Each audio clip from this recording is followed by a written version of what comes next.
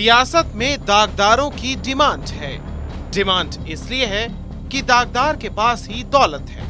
वो दौलत जो खून पसीने से कमाई हुई दौलत नहीं है। दौलत है दूसरों का हक मारकर, दूसरों को ठग कर, दूसरों की दौलत हड़प कर कमाई हुई दौलत। लेकिन सियासत में शायद दौलत होना सिर्फ जरूरी है। दौलत कैसे कमाई, कैसे आई, इससे कोई खास मतलब नहीं होता। और कुछ दिग्गज नेता तो बकायदा अभियान चलाते हैं। दौलत लाइए, सदस्यता ले जाइए, दौलत लाइए, दे जाइए और पार्टी वाला ठप्पा लगवाकर चले जाइए। खैर, ये गंदी बात मैं नहीं कर रहा था। गंदी सियासत को लेकर फिलहाल जो खबर है उससे इसका कनेक्शन नहीं है। खबर मध्य प्रदेश की सियासत से है। मध्य प्रदेश के कृषि मंत्री कमल पटेल ने शायद सीएम शिवराज सिंह चौहान और पार्टी संगठन को अंधेरे में रखकर बीते दिन मंगलवार यानी 1 अगस्त को देह व्यापार के एक आरोपी को सीएम हाउस में ले जाकर बीजेपी की सदस्यता दिला दी। कमल पटेल ने जिस पूर्व विधायक के बेटे और उसके समर्थकों को अपने साथ सीएम हाउस लेकर पार्टी की सदस्यता दिलाई, उसे देह व्यापार के एक मामले में कोर्ट से 3 साल की सजा हो चुकी है। अभी जनाब जमानत पर रिहा है। रामकृष्ण पटेल की सदस्यता एक दिन में नहीं कराई गई, बल्कि पूरे 5 महीने के बाद पवित्र कर सीएम शिवराज चौहान के पास लाया गया।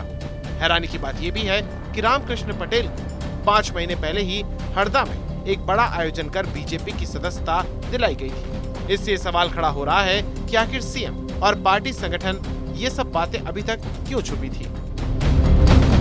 कृषि मंत्री कमल पटेल ने 1 अगस्त को कई लोगों को अपने साथ सीएम हाउस ले जाकर बीजेपी की सदस्यता दिलवाई थी। इनमें हरदा खिरकिया से कांग्रेस के पूर्व विधायक नन्हेलाल पटेल के पुत्र रामकृष्ण पटेल भी शामिल थे। ये हरदा जिले की रनहाई ग्राम पंचायत के सरपंच भी रह चुके हैं। सूत्रों की माने तो इन्हें 2017 में देह व्यापार से जुड़े एक मामले में 3 साल की सजा सुनाई गई थी। इस मामले में वो अभी जमानत पर रिहा है। मामले में अभी हाई कोर्ट में सुनवाई चल रही है और वो आरोप से मुक्त नहीं हुए हैं। वहीं पार्टी में भी ये सवाल उठ रहा है कि रामकृष्ण पटेल के खिलाफ देह व्यापार के गंभीर आरोप को छिपाकर उन्हें समर्थकों के साथ बीजेपी की सदस्यता क्यों दिलाई गई। इस मौके पर मुख्यमंत्री निवास में कृषि मंत्री कमल पटेल ने सीएम शिवराज सिंह चौहान के साथ उनका ग्रुप फोटो भी कराया। इसके बाद भोपाल में अपने सरकारी निवास पर मीडिया से चर्चा में कृषि मंत्री ने रामकृष्ण पटेल को हरदा के सबसे प्रतिष्ठित परिवार का सदस्य बताने से भी परहेज नहीं किया।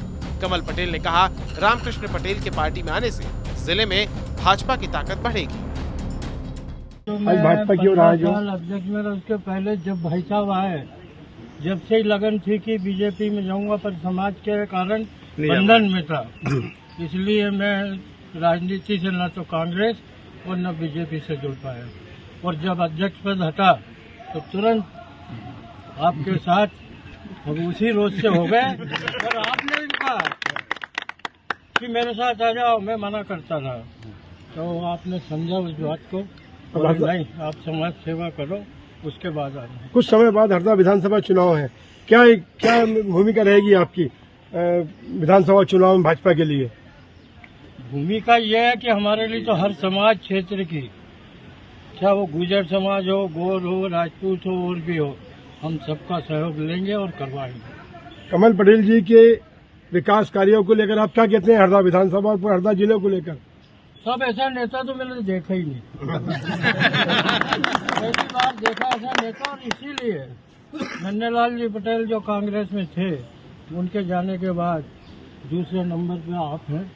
कमल पटेल ने कांग्रेस से बीजेपी में शामिल हुए रामकृष्ण पटेल की तारीफ करते हुए बताया कि वो 15 साल तक गुर्जर समाज के अध्यक्ष रहे हैं। इनके पिता ने विधायक के रूप में मध्य प्रदेश विधानसभा में हरदा खिरकिया का प्रतिनिधित्व भी किया है। वो हम सभी के प्रेरणा स्रोत हैं। उनके बड़े बेटे रामकृष्ण पटेल आज सीएम शिवराज सिंह चौहान की मौजूदगी में बड़ी संख्या में अपने कार्यकर्ताओं और समर्थकों के साथ बीजेपी में शामिल हुए। मैं इनका स्वागत और अभिनंदन करता हूँ। इनके आने से बीजेपी मजबूत होगी और कांग्रेस का सफाया हो जाएगा। दरअसल रामकृष्ण पटेल हरदा में देह व्यापार के एक मामले में कोर्ट से सजा याफ्ता है। उन्हें इस मामले में कोर्ट से 3 साल की सजा हुई है। ये बात अलग है कि वो अभी जमानत पर रिहा है और उन्होंने निचली अदालत के फैसले के खिलाफ हाई कोर्ट में याचिका दायर की है। हैरानी की बात यह भी है कि रामकृष्ण पटेल हरदा में इसी साल 14 फरवरी को पहले ही बीजेपी की सदस्यता ग्रहण कर चुके हैं। उन्हें तब हरदा में उनके पिता नन्हेलाल पटेल के नाम पर बनाए गए स्टेडियम में जोर शोर के साथ पार्टी की सदस्यता दिलाई गई थी। अब सवाल उठ रहा है कि जिस व्यक्ति को 5 महीने पहले एक बड़े समारोह में बीजेपी की सदस्यता दिलाई जा चुकी, उसे दोबारा सीएम निवास लाकर फिर से सदस्यता क्यों दिलवाई गई? आखिर इसकी जरूरत क्यों पड़ी? फिलहाल इन सवालों पर कृषि मंत्री कमल पटेल का भी कोई बयान सामने नहीं आया है।